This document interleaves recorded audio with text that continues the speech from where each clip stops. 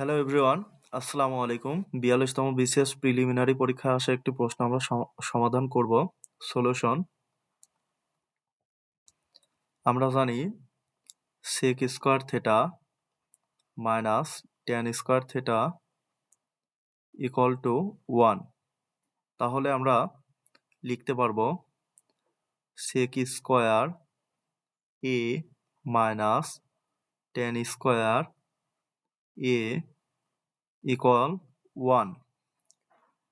আমরা জানি আরো a square minus b square equal to a plus B into a minus B. আমাদের এই সূত্রটা আছে a square minus B square আকারে, অর্থাৎ আমরা লিখতে পারবো a প্লাস বি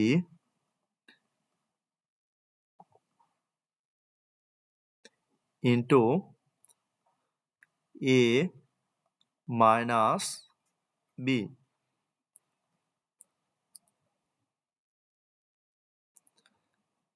প্রশ্নে দেওয়া আছে sec a plus tan a equal to 5/2, sec a plus tan a equal to 5/2, sec a plus tan a equal to 5/2 মানটি বসিয়ে দিলাম into sec a minus tan a equal to 1।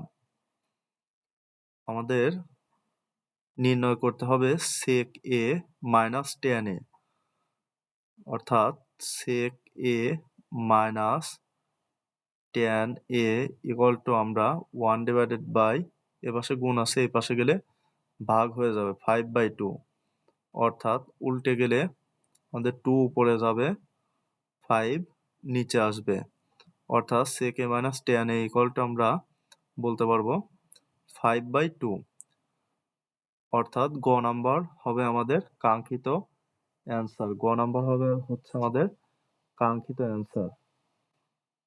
ধন্যবাদ সকলকে। আসসালামু আলাইকুম।